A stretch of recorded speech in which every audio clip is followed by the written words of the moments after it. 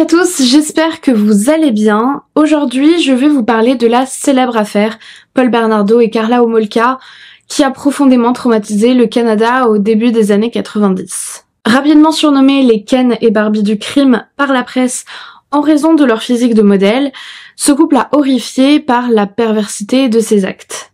Mais dans ce duo, c'est surtout Karla qui interroge et fascine. Peut-on réellement aimer quelqu'un au point d'accepter l'inimaginable ?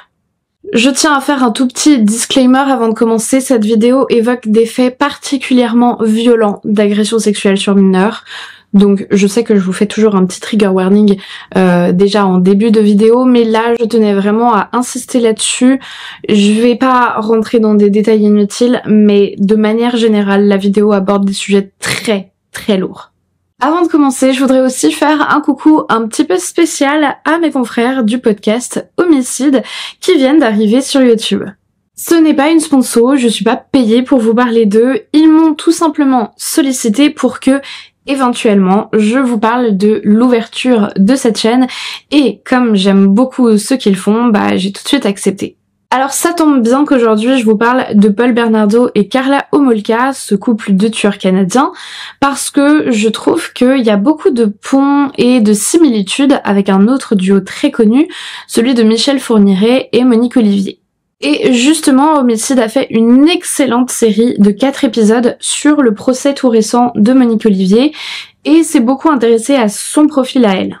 C'est vraiment une figure complexe, Monique Olivier. Il y a beaucoup de couches qu'on découvre en profondeur car les auteurs de la série ont assisté au procès et qu'ils ont pu retranscrire plusieurs témoignages de proches de l'affaire. Je vais tenter de faire un petit peu la même chose dans cette vidéo avec Karla Homolka et vraiment je ne peux que vous encourager à aller écouter les épisodes d'Homicide. Je vous mets le lien directement ici et en barre d'infos et puis je compte sur vous pour leur faire un bel accueil sur YouTube. C'est vraiment du très bon contenu true crime et moi je suis ravie de soutenir mes collègues quand ils ou elles font du bon boulot comme ça. Allez, sans plus attendre, on va passer au sujet de notre vidéo. Alors installez-vous bien confortablement, éteignez vos lumières et dès que vous êtes prêts, c'est parti.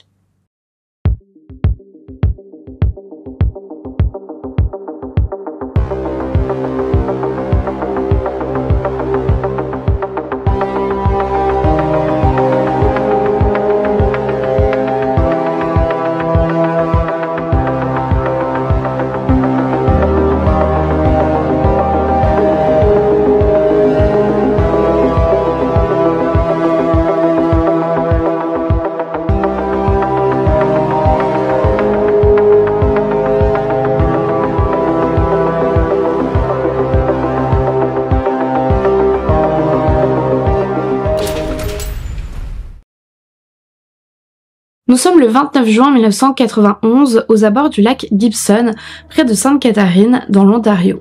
Ce jour-là, un père et son fils venus pêcher aperçoivent un énorme bloc de béton près de la rive. Intrigués, ils s'approchent mais font immédiatement un bond en arrière. À l'intérieur, pris au piège dans du ciment encore frais, on aperçoit un torse humain.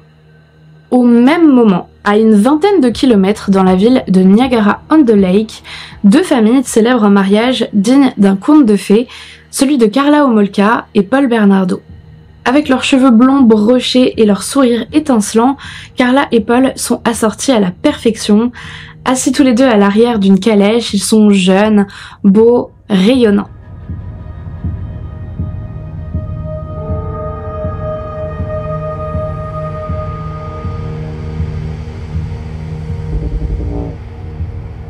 Cette journée, Karla Homolka l'a attendue depuis toute petite.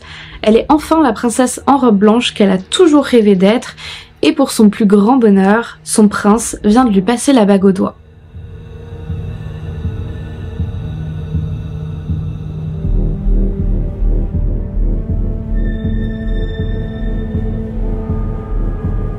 L'enfance de Karla Homolka est plutôt paisible. Elle est née le 4 mai 1970, elle grandit dans l'Ontario avec ses parents et ses 2 petites sœurs, Laurie et Tammy, dont elle est très proche. Elle est amenée à fréquenter régulièrement l'hôpital à cause d'un problème d'asthme, ce qui ne l'empêche pas d'être une bonne élève à l'école. C'est une jeune fille pétillante, passionnée par les animaux et le dessin.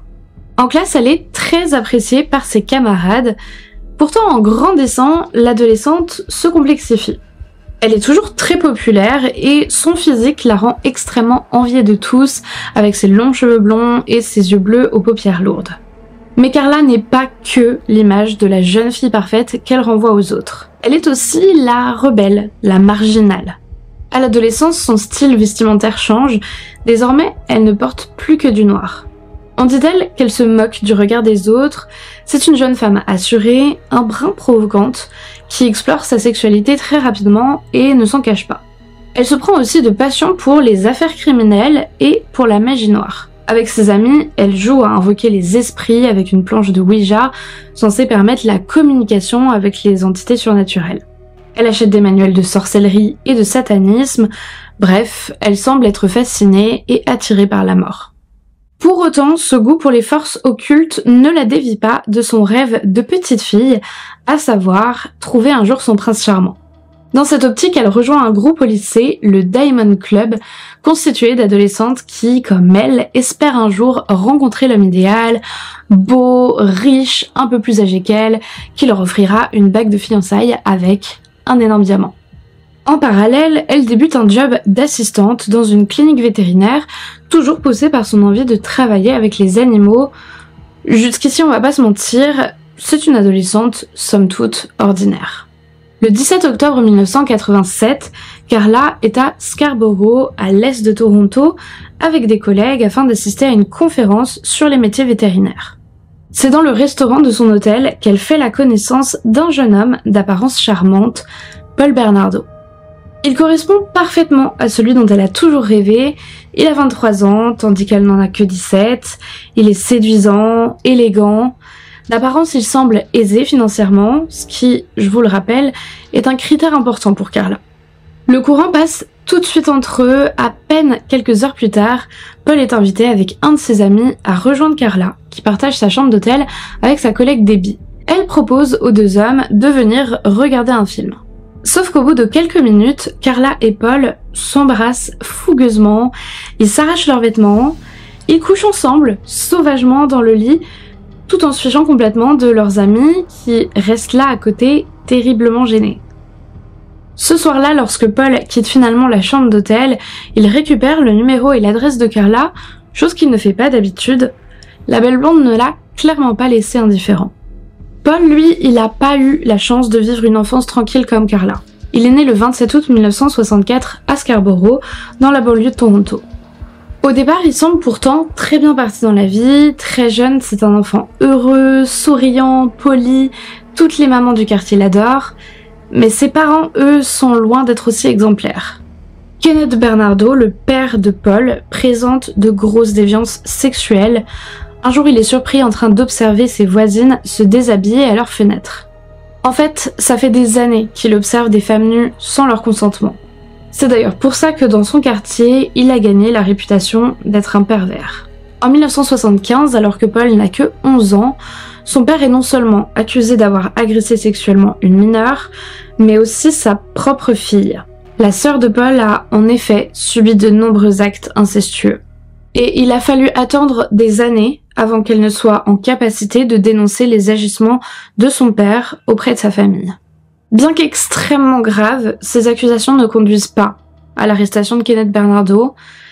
Et si la famille est profondément déstabilisée et que plusieurs membres, dont Marilyn, la mère de Paul, tombent en dépression, c'est pas le cas du jeune garçon qui semble rester insensible. Et puis lorsqu'il a 16 ans, Paul apprend une nouvelle qui le bouleverse.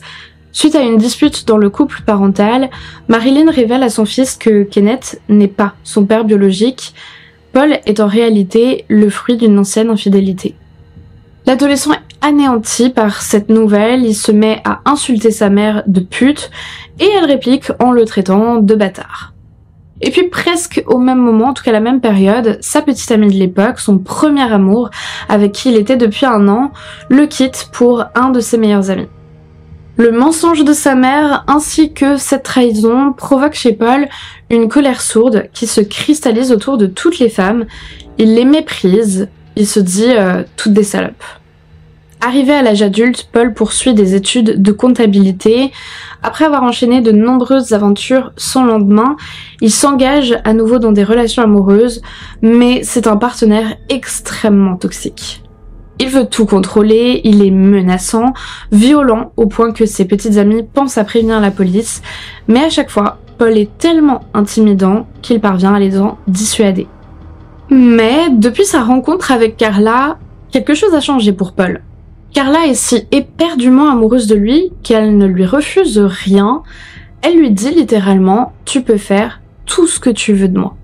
Paul Bernardo fait les trajets 2 fois par semaine pour venir voir sa nouvelle petite amie. Au début, il se montre très prévenant, la couvre d'attention et de cadeaux, une technique fréquente qu'on retrouve chez les manipulateurs toxiques et qu'on appelle le love bombing. Vous le savez, il s'agit de bombarder d'amour une personne, mais bien entendu, ça ne dure pas éternellement. Une fois que les sentiments de la proie sont suffisamment solides, le prédateur effectue un changement de comportement radical. C'est précisément ce qui arrive entre Paul et Carla. Peu à peu, il se met à contrôler tous les aspects de sa vie, il décide des vêtements qu'elle doit porter, de sa coiffure, il lui dicte ses pensées et ce qu'elle peut manger, il la rabaisse constamment. Et Carla, elle prend des notes dans son carnet à la manière d'une élève studieuse. Ne laisse jamais personne penser que notre relation est autrement que parfaite. Ne remets pas en question ce que dit Paul. Sois une petite amie parfaite pour Paul. Si Paul veut quelque chose à boire, ramène-lui vite et avec le sourire. Rappelle-toi que tu es stupide. Rappelle-toi que tu es laide. Rappelle-toi que tu es grosse. Je ne sais pas pourquoi je te dis ces choses alors que tu ne changes jamais. Pendant ce temps, à Scarborough, là où vit Paul Bernardo, un violeur en série terrifie la population. Il vise les jeunes femmes, souvent mineures, s'approche d'elles par derrière et les agresse de cette manière pour qu'elles ne puissent pas voir son visage. Jusqu'au jour où le violeur, par excès de confiance, attaque une victime de face, et grâce au témoignage de la jeune femme, la police peut désormais tracer un portrait robot de l'agresseur. Or ce dessin, c'est le portrait craché de Paul Bernardo. Le 20 novembre 1990, il est convoqué au commissariat pour répondre à quelques questions. Sur place, il fait bonne impression, les enquêteurs le trouvent propre, bien éduqué, souriant. Bernardo affirme n'avoir rien à se reprocher. Par précaution, on lui demande de faire des prélèvements ADN, ce que Bernardo accepte volontiers. Il donne des échantillons de salive, de sang et de cheveux. Sa tranquillité écarte les soupçons des enquêteurs. Les prélèvements ne sont pas envoyés au laboratoire et restent oubliés sur une étagère. Alors oui, ça peut paraître incroyable et même extrêmement rageant, mais il faut se remettre dans le contexte. Au début des années 90, on soupçonne pas encore l'importance que va prendre l'ADN dans les enquêtes et les analyses de comparaison entre différents ADN prennent beaucoup de temps. En décembre 1990, soit 6 mois avant son mariage avec Carla, Paul n'a qu'une idée en tête. Il veut à tout prix coucher avec Tammy Homolka, la plus jeune sœur de sa fiancée. Tammy est le portrait craché de Carla, mais elle n'a que 15 ans et surtout, elle est encore vierge. Or, la virginité, c'est une obsession pour Paul Bernardo. Peut-être que c'est lié de façon inconsciente à l'image de sa mère et à l'histoire de ses origines. Il faut pas oublier que Paul n'a que 16 ans quand il apprend qu'il est issu d'une relation adultère et ça le dégoûte profondément. Il méprise sa mère pour avoir été une pute. C'est depuis ce traumatisme qu'il a développé une fixation sur la notion de pureté. Toujours est-il qu'il tient énormément à être celui qui prend la virginité des femmes qu'il côtoie et il s'est senti lésé avec Carla parce que quand il l'a rencontrée, la jeune femme avait déjà fait des expériences et eu des relations sexuelles avec d'autres hommes. Comme il est bien intégré dans sa belle famille, Paul passe énormément de temps avec les Homolka, notamment avec Tammy. Il flirte constamment avec elle sous les yeux de Carla qui ne lui adresse aucun reproche. Paul l'a tellement culpabilisée sur son historique sexuel qu'elle se sent obligée de réparer sa faute. Alors elle se demande, comment se faire pardonner. À plusieurs reprises, Carla a déjà tenté de se racheter en laissant son amoureux se glisser dans la chambre de l'adolescente pour la regarder dormir tout en se masturbant. Elle a même commencé à voler des anesthésiants à la clinique vétérinaire où elle travaille pour droguer Tammy et permettre à Paul de glisser sa main dans le bas de pyjama de la jeune fille. Mais ça n'a pas été suffisant. Paul Bernardo continue de lui lancer des reproches, d'insulter Carla. Elle aurait pas dû être une traînée avant de le rencontrer. Alors en fin d'année, alors que Carla pose son regard sur Paul et Tammy, la solution lui vient tout à coup. Elle va offrir à Paul le meilleur des cadeaux de Noël, la virginité de sa petite sœur. Le 23 décembre 1990, toute la famille Homolka ainsi que Paul Bernardo se réunit pour célébrer l'esprit de Noël et de fin d'année. Après le repas, tout le monde part se coucher, sauf Tammy, Carla et Paul, qui restent ensemble pour poursuivre la soirée. Le plan machiavélique du couple s'enclenche, comme prévu.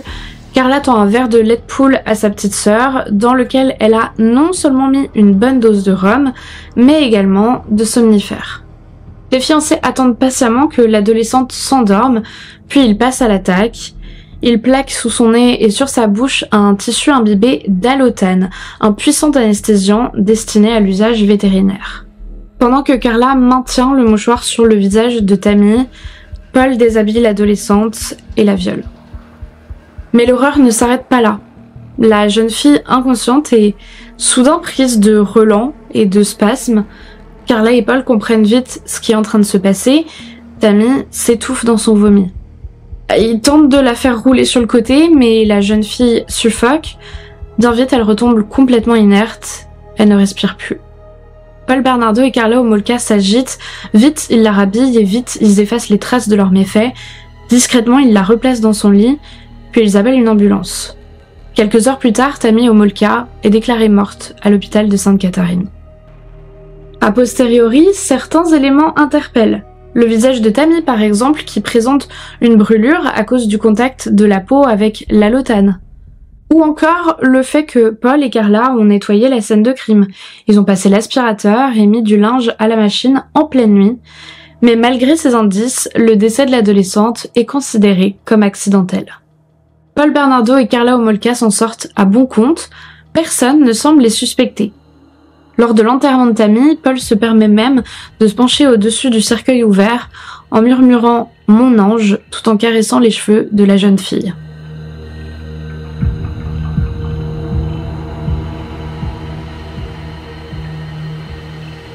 Ce sentiment d'impunité est probablement ce qui va désormais permettre à Paul Bernardo de repasser à l'attaque, toujours avec la complicité de Carla.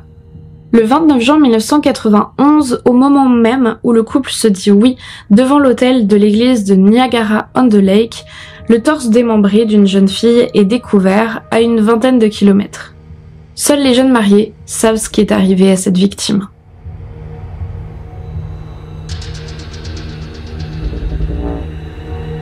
Jours plus tôt, dans la nuit du 14 au 15 juin 1991, la jeune Leslie Mahaffey, 14 ans, erre devant chez elle.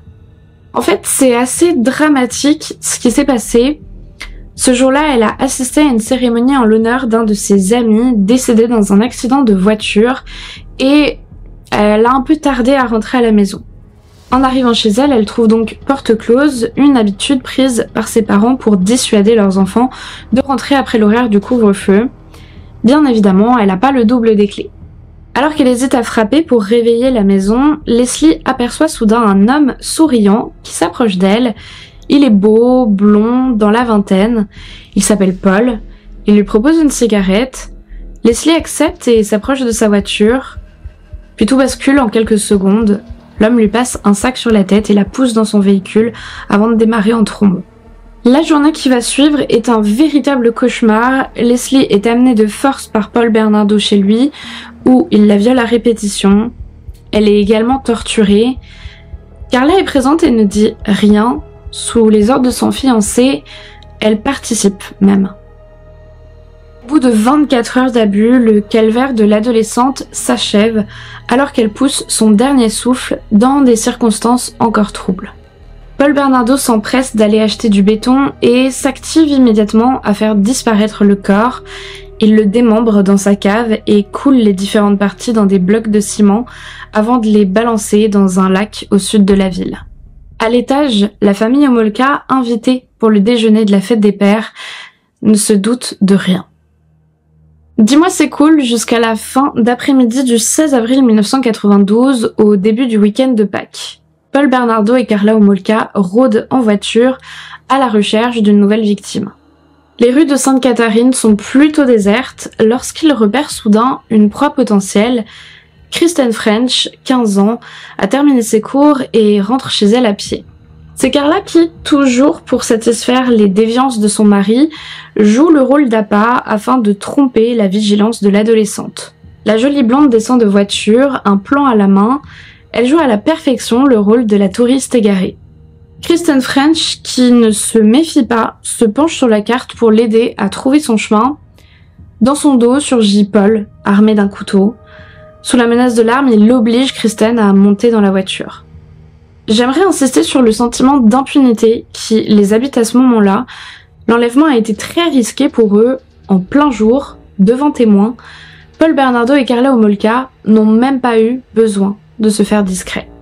Et puis tout comme l'année précédente, c'est un sort terrible qui attend Kristen French une fois amenée chez le couple. Pendant 3 jours, la victime est torturée et agressée sexuellement, presque en continu. Il est franchement inutile que j'entre dans les détails. Même les pires scénarios qui se forment dans votre esprit ne sont pas aussi cruels que ce qui s'est réellement passé. Contrairement à Leslie Mahaffey, Kristen French n'a pas les yeux bandés, ni lors de son enlèvement, ni pendant toute la durée de sa séquestration. C'est le signe que ses kidnappeurs n'ont jamais eu l'intention de la laisser partir en vie. Ce n'est que le 30 avril 1992, soit environ 2 semaines après son enlèvement, que le corps de l'adolescente est retrouvé, jeté dans une décharge de Burlington. La victime était nue et ses cheveux avaient été coupés pour tenter de rendre son identification plus difficile. Mais c'est probablement pas les seules victimes du couple infernal. Une adolescente dont l'identité est restée secrète pour la protéger est droguée et abusée par Bernardo à plusieurs reprises. Ça on le sait, hein. À chaque fois qu'elle vient chez le couple, dont elle se croit amie, elle a des trous de mémoire et repart avec des douleurs terribles. Mais bien sûr, impossible pour elle de s'imaginer à ce moment-là ce qui arrive lors de ces pertes de conscience qu'elle attribue uniquement à l'alcool. La seule chose qui l'a probablement sauvée, c'est le fait que les parents de cette adolescente savaient où elle se trouvait et que le couple Bernardo avait bien compris qu'il ne pouvait pas la faire disparaître sans être immédiatement suspecté.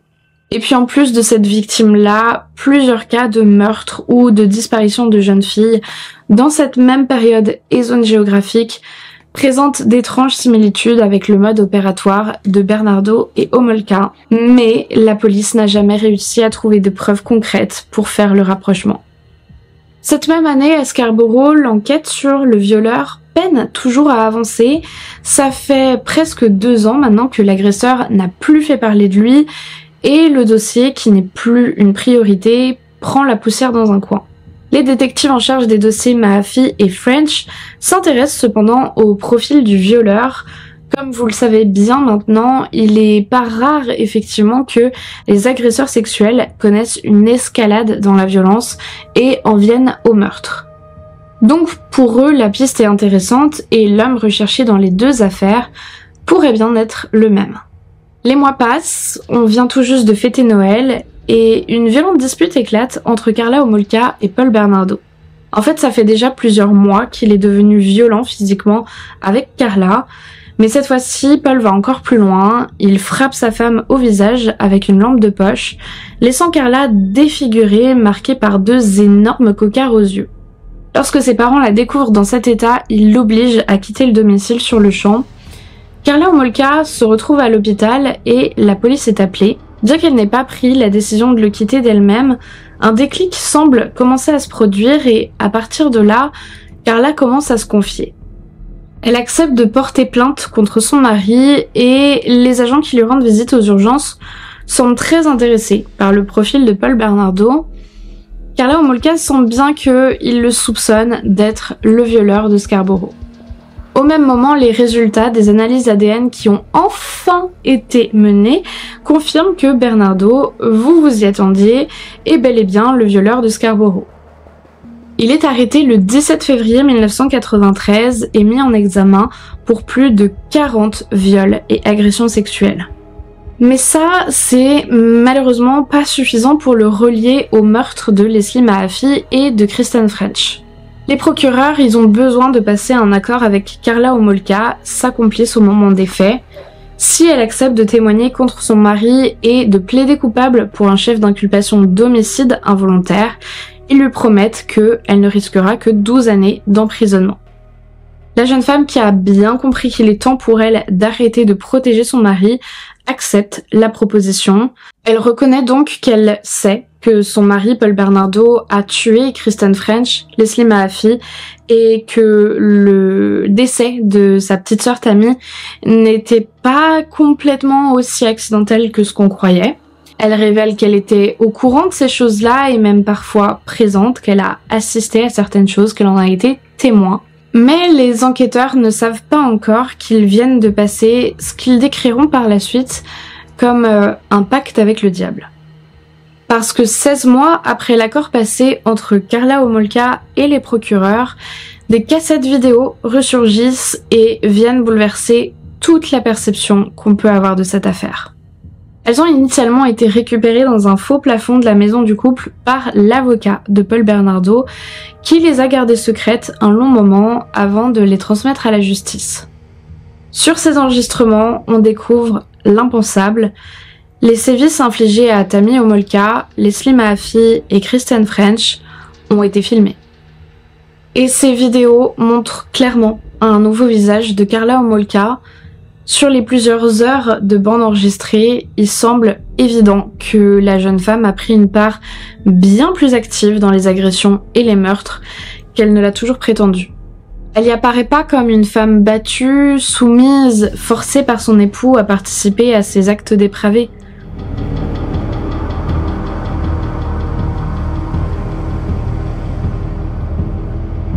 Rien que les cassettes déjà, physiquement, font froid dans le dos. Karla les a étiquetées et les a annotées au feutre. Elle les a carrément décorées avec des stickers en forme de cœur et de fleurs. Et sur la tranche de l'une de ces cassettes, on peut y lire par exemple « Leslie, Paul et moi ». Un autre petit exemple pour vous illustrer la perversité de Karla Homolka. Quelques jours après le décès accidentel de sa petite sœur Tammy, que Paul et elle avaient droguée pour pouvoir abuser d'elle, Karla se filme et se met en scène devant son fiancé pour l'exciter. Elle met les vêtements de sa défunte petite sœur. Ensemble, ils rejouent la scène du viol et de sa mort, excités par ce souvenir. Karla ne montre aucun signe d'empathie pour leur jeune victime, elle n'a pas l'air effrayée, au contraire on voit qu'elle prend du plaisir à observer la souffrance et la peur chez les autres. Sur d'autres vidéos, elle participe activement aux abus infligés, on la voit clairement en train de violer elle-même les jeunes filles.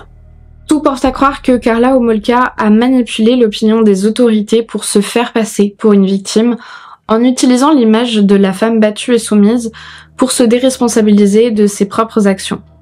L'emprise qu'on croyait unilatérale dans leur couple ne l'était peut-être pas tant que ça.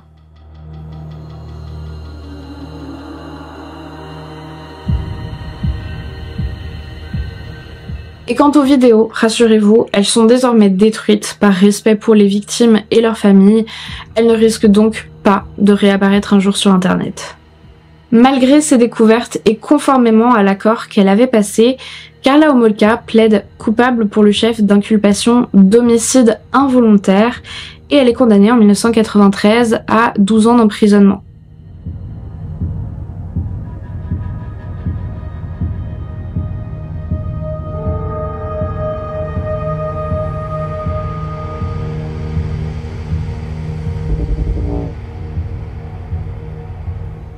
Elle est sortie de prison en 2005 et depuis, elle n'a pas refait parler d'elle sur le plan criminel. Elle est désormais remariée avec le frère d'une de ses avocates, mère de 3 enfants et se fait appeler par un pseudonyme pour tenter de préserver un maximum d'anonymat. Bien entendu, sa libération a été extrêmement contestée et partout où elle va, ceux qui la côtoient sont extrêmement choqués lorsqu'ils découvrent son passé. Mais force est de constater qu'elle n'a pas récidivé. J'étais sous le choc en apprenant son identité. C'est une personne à qui je parlais à l'école et que j'ai toujours trouvé agréable. Je n'arrive pas à concilier les deux. Paul Bernardo, lui, a été condamné à l'emprisonnement à perpétuité avec une peine de sûreté de 25 ans. Récemment, il a discrètement été transféré dans une prison de sécurité moyenne, réservée aux prédateurs sexuels et aux détenus présentant un risque d'être agressés. Cette décision a été extrêmement mal reçue par les familles des victimes qui ont exprimé publiquement leur inquiétude quant aux conséquences que ce transfert pourrait avoir. Pour le moment, aucun aménagement de peine supplémentaire n'a été évoqué. Bon, avant de terminer cette vidéo, j'aimerais revenir sur les questions autour du degré de complicité et de responsabilité de Karla Homolka. Beaucoup de personnes ont estimé que sa peine était bien en deçà de ce qu'elle méritait pour sa participation active dans les crimes.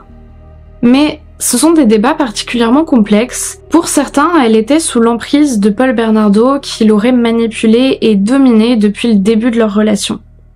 Rappelez-vous les espèces de mantras qu'il lui rabâchait, hein, ne remets pas ce que dit Paul en question, si Paul veut quelque chose, ramène-lui vite et avec le sourire, rappelle-toi que t'es stupide, que t'es laide, etc. Les partisans de cette théorie, tout comme Karla Homolka elle-même, affirment qu'elle était donc une victime de violence conjugale et qu'elle n'avait pas le contrôle total de ses actes. Paul aurait profité de l'obsession qu'elle avait pour lui, de son désir maladif de lui plaire et de sa peur de le perdre pour l'obliger à tout accepter. D'un autre côté, les preuves apportées par les vidéos semblent entrer en contradiction avec cette hypothèse. Si elle était réellement sous emprise, aurait-elle été si souriante pendant qu'elle torturait ses victimes? Aurait-elle été si entreprenante, si active dans les meurtres? En tout cas, ce qui est indéniable, c'est que au sein de ce couple, il y a une dimension à ne pas négliger, c'est celle du sadisme. C'est-à-dire le fait de prendre du plaisir, très souvent sexuel, à voir un être vivant souffrir. Alors tout comme la psychopathie, ces troubles ne sont plus diagnostiqués en tant que tels aujourd'hui, mais continuent à être mentionnés lors d'expertises psychiatriques judiciaires. Paul était et reste probablement toujours un prédateur sadique, ça fait aucun doute. Karla Homolka, elle, semble l'être devenue au contact de son mari. Est-ce qu'elle aurait agressé sexuellement des jeunes filles si elle ne l'avait pas rencontré? Peut-être qu'elle avait déjà ses désirs profondément enfouis en elle. Moi, je vous fais part de mon hypothèse. Pour moi, Karla, elle fantasmait sur ce type de violence depuis des années. Et lorsqu'elle a rencontré Paul Bernardo, elle a vu en lui l'opportunité de les réaliser sans pour autant en assumer l'entière responsabilité. En vrai, je vais peut-être un peu loin, mais n'a-t-elle pas elle-même été un catalyseur pour Paul Bernardo qui, avant de la connaître, avait certes commis des agressions sexuelles, mais n'avait jamais été jusqu'au meurtre? Tout porte à croire que c'est l'association de leurs deux personnalités, de leurs fantasmes et de leur perversion qui a conduit à ces actes complètement barbares. Et vraiment, je vous le disais en introduction, mais je trouve qu'il y a un parallèle très intéressant à faire entre ce duo et celui formé par Michel Fourniret et Monique Olivier. Alors c'est une autre affaire complètement monstrueuse dont je vous parlerai probablement un jour, mais si jamais en attendant, je vous le rappelle, Homicide a fait une excellente série de 4 épisodes qui traite du récent procès de Monique Olivier. Et il y a même l'experte Michel Fine que j'ai eu l'occasion de rencontrer qui y apporte son analyse et elle connaît vraiment bien le dossier parce que ça fait des années et des années qu'elle travaille dessus. Elle a écrit un livre sur l'affaire et elle a également co-écrit le documentaire Netflix. Bref, c'est assez passionnant d'essayer de se plonger dans la psychologie de Monique Olivier et je vous recommande d'aller écouter ces épisodes juste après cette vidéo pour continuer la réflexion autour de ce type de couple de tueurs. Pour en revenir à l'affaire Karla Homolka et Paul Bernardo, c'est probablement l'une des histoires les plus perturbantes qui m'ait été donnée de raconter, tant pour la violence qu'elle contient que pour sa singularité. J'aimerais vraiment insister sur le fait que ce cas n'est absolument pas représentatif des nombreuses histoires de personnes qui accusent leur partenaire de violence conjugale. Karla Homolka, c'est une exception, une anomalie. L'écrasante majorité des personnes qui sont maltraitées par leurs conjoints et qui osent les dénoncer doivent être entendues, crues et soutenues. Ce que ce dossier a d'extraordinaire, c'est que Paul Bernardo ait rencontré une femme prête au pire uniquement pour sauver sa propre peau, C'est certainement ce qui les a amenés aussi loin dans l'horreur, mais qui a aussi entraîné leur perte. Merci beaucoup de m'avoir écouté jusqu'ici, j'espère que mon travail sur cette histoire vous a appris des choses et si c'est le cas, n'oubliez pas de laisser un petit pouce en l'air, un commentaire et de vous abonner à ma chaîne si c'est pas encore fait, ça me soutient beaucoup. Moi je vous dis à la semaine prochaine, alors vous aurez un contenu un petit peu spécial, on parlait de podcast juste avant, et ce sera un entretien sous format audio que j'ai pu faire avec Patrick Ourdet, un psychiatre et criminologue que j'ai rencontré pour parler justement de l'affaire Homolka Bernardo et avoir son avis d'expert là-dessus. Donc voilà, je vous dis à la semaine prochaine pour ce contenu hors série. En attendant, je vous fais de gros bisous et surtout comme d'habitude, n'oubliez pas de rallumer vos lumières. But I won't be afraid of these cold lines on my face, for they may lead me to a better place. Will you remember what I've done? Will you remember where I've been?